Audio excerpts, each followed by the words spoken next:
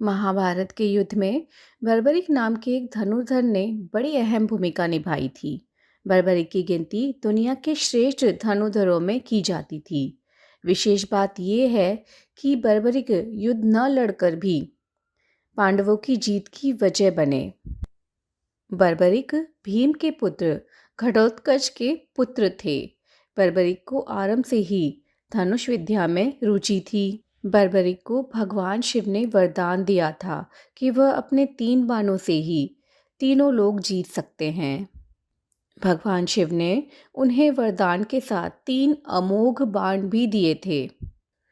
बर्बरिक की माँ अहिलावती ने उन्हें यही सिखाया था कि हमेशा हारने वाले की तरफ से लड़ना, और वे इसी सिद्धांत पर लड़ते भी रहे। जब वे युद्ध में सहायता देने आए तब इनकी शक्ति का परिचय प्राप्त कर श्री कृष्ण ने अपनी कूटनीति से इन्हें रणचंडी को बलि चढ़ा दिया। हुआ ये कि अर्जुन के साथ बर्बरिक से मिलने भगवान श्री कृष्ण पहुंचे। बर्बरिक युद्ध के लिए निकलने ही वाले थे।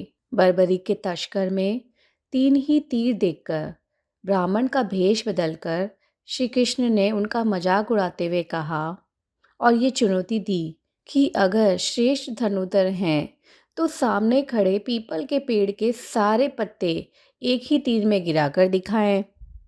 बर्बरिक भगवान की बातों में आ गए और तीर चला दिया, जिससे कुछ क्षणों में ही सभी पत्ते गिरकर तीर कृष्ण के पैरों के आसपास चक्कर लगाने लगे। बर्बरिक समझ गए कि श्री कृष्ण की इस पूरे घटनाक्रम में बर्बरिक की तीरंदाजी का पता करने के लिए श्री कृष्ण ने ऐसा किया था। श्री कृष्ण ने चुपके से एक पत्ता अपने एक पैर के नीचे दबा लिया। बर्बरिक को ये बात समझ आ गई। उसने मुस्कुराते हुए श्री कृष्ण से अनुरोध किया कि वे अपने पैर के नीचे पत्ते को हटा लें ताकि तीर अपना काम पूरा कर सके। तब श्री कृष्ण ने बर्बरिक से पूछा कि तुम किसकी तरफ से युद्ध करोगे।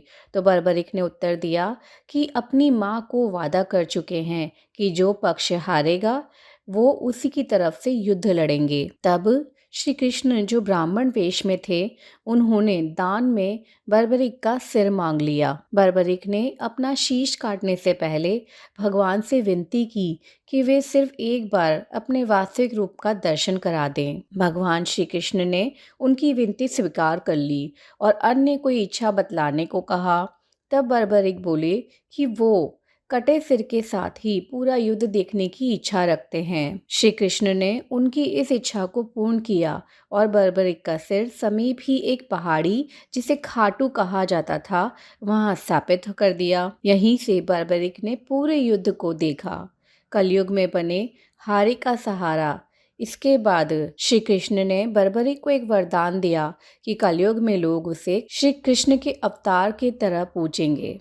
आज इस स्थान को खाटू मंदिर के नाम से जाना जाता है, जहां पर बर्बरिक की खाटू श्याम के रूप में पूजा की जाती है। बर्बरिक का सिर खाटू नगर में दफनाया गया, इसीलिए उन्हें खाटू श्याम बाबा कहा जाता है।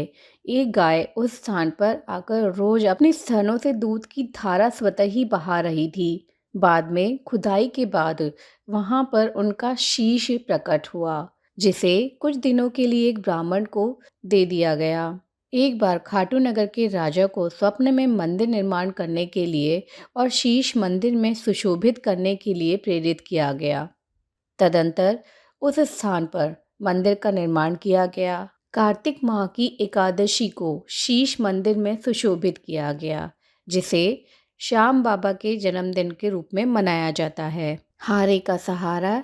जय खाटू श्याम बाबा। जय श्री कृष्णा।